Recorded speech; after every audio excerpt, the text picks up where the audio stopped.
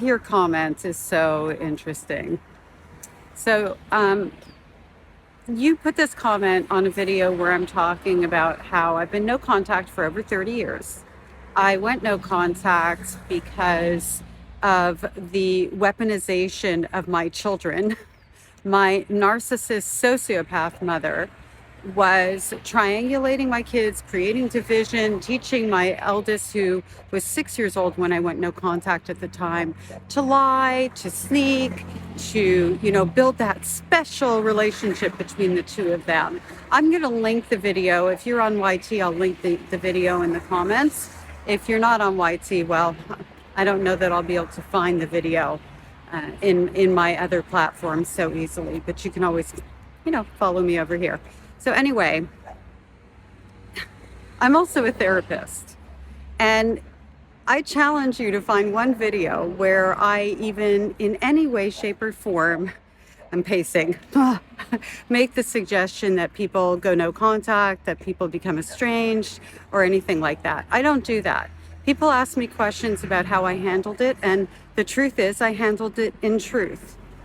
I didn't go no contact for me. I didn't think I was worthy of that kind of protection from my mother.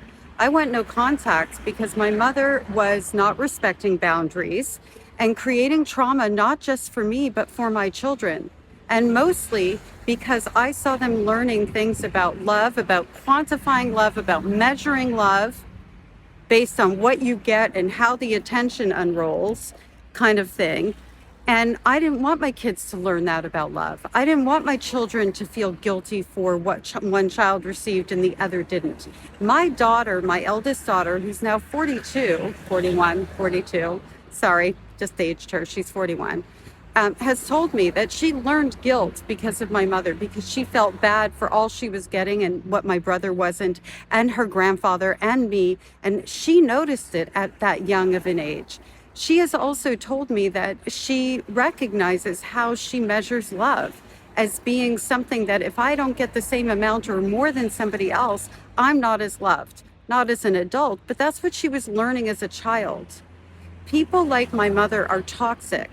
And by the way, what is your definition of extreme abuse? And you don't get to define that for somebody else. What's extreme to one person isn't extreme to another, and abuse isn't measured, it's abuse. Trauma isn't measured, it's not a competition, it's not something that you can look at what I've been through or somebody else has been through and go, oh, you had it worse. It doesn't work that way. It's about what it feels to us as individuals and what we are willing to tolerate and not tolerate, choosing to tolerate and not tolerate. My tolerance for toxicity is below my feet, buried 20 feet underground, maybe even deeper than that, because I know I have more worth than to have to navigate relationships that cause me pain. I'm proud of the fact that I went no contact, not knowing that that's what I was going to end up being for the whole rest of my adult life.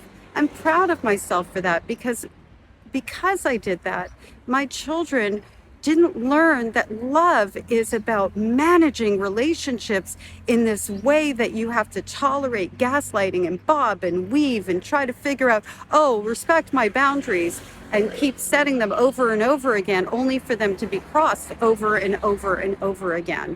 You actually sound like maybe you're a little bitter that you're staying in a relationship that you have to work so hard to maintain because your parents are your parents, not because you deserve better. And I'm not saying that that's the situation. I'm saying it's what it sounds like.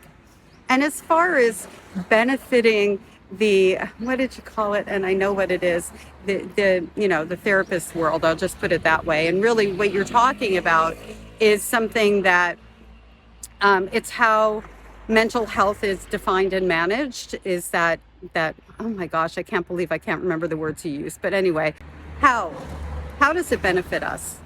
It actually makes people's therapy journeys shorter when they are no longer entering a house that keeps setting them on fire.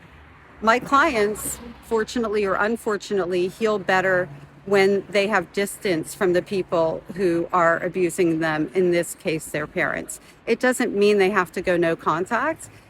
Sometimes it's just a matter of redefining a relationship, which is kind of what you're talking about, but not really. Because what you're saying is you have to consistently, as I read it, define the boundaries, enforce the boundaries, define the boundaries, enforce the boundaries. And I am not a fan of that. And I wish you weren't either. I don't judge you or anybody else for how they choose to embark on their healing journey. It's not one size fits all.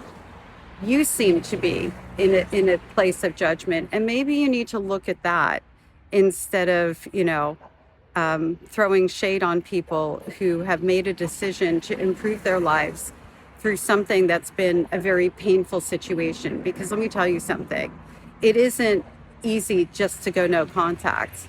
We're forever grieving the living. There's a period of time where we're wondering what we could have done to make it better.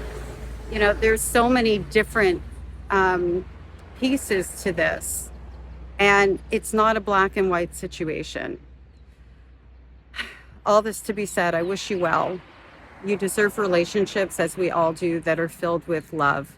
My standard is, if it doesn't make me feel safe, if I don't feel seen, and I'm not cherished, and all three of those have to exist. If that isn't in the relationship I'm in, I'm not in it. Because I know that's what I provide for myself, and that's what I deserve, and that's also what I reciprocate.